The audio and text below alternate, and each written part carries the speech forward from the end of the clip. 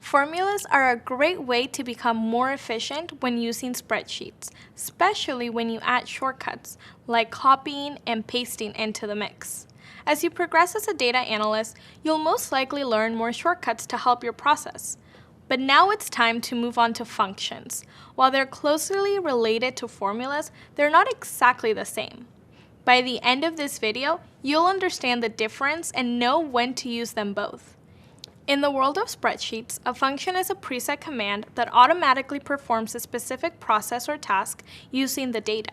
You might remember some of the shortcuts we learned that can be used with formulas. Think of functions as the most useful of these shortcuts.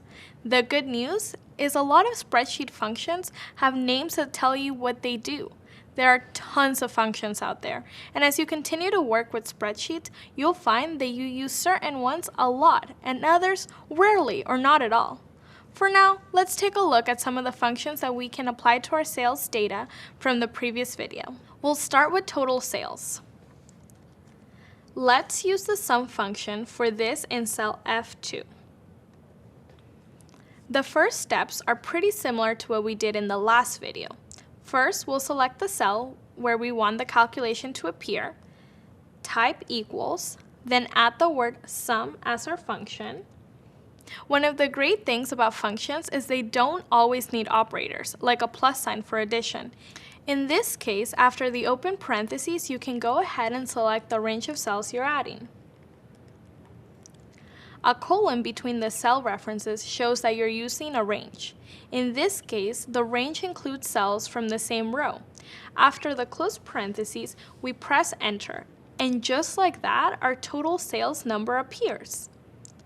Just like the formula we used before, functions can be copied and pasted into other cells in the same column. But let's undo that step so that you can see another way to copy a function or formula.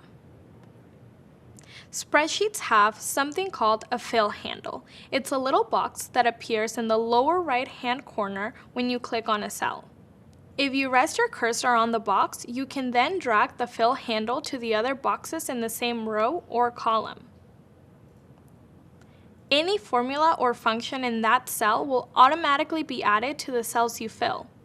Plus, the fill handle will update the formula so the cell references match the row of the columns of the cells you fill.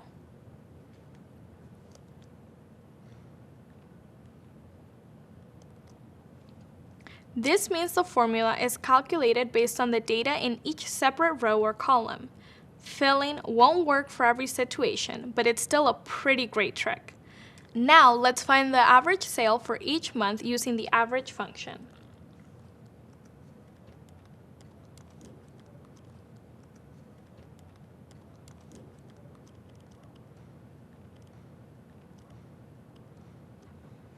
Different functions perform different calculations, but they work in the same way. Keep in mind, not every calculation you'll come across has its own function to help you. For example, to find the percent change in sales between June and July, you'd use the same formula you used in an earlier video.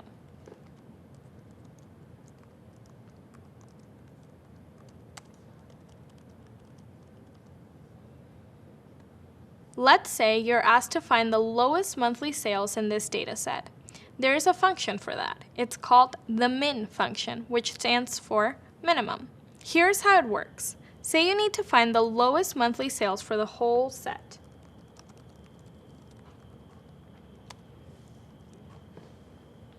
All you have to do is set up the function. Then, after the open parentheses, select the values from all three rows. This might be important information for your stakeholders, so let's add color to the cell with that value in your dataset to make it stand out. In this case, click on cell D2 and then fill color icon, which looks like a paint can. Then choose a color. I'll use yellow here. You can follow the same steps for the highest sales by using the, wait for it, max function.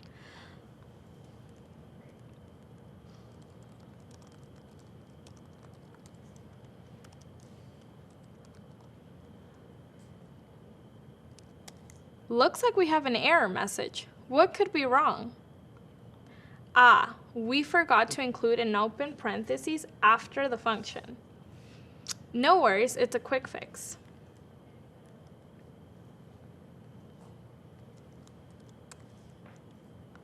But this is a good reminder to continually check the format of your functions and formulas as you use them. We'll learn more about error messages and how to work with them later. Okay, that's better. Now we'll add color to the cell with the highest sales too. This is just one way to highlight key data. You'll find out about some others later. You've now had a peek at some ways you can add and organize data in a spreadsheet.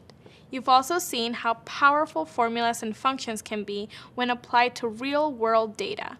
As a data analyst, this is just the beginning of your experience with spreadsheets. You'll soon find out how much more spreadsheets have to offer. In the meantime, you're free to practice some of these formulas, functions, and other processes on your own. It can be fun to experiment and see all that spreadsheets can do. Soon, you'll switch from spreadsheets to structured thinking. The data analytics pieces are starting to fit together. Exciting stuff is coming right up, so stick around.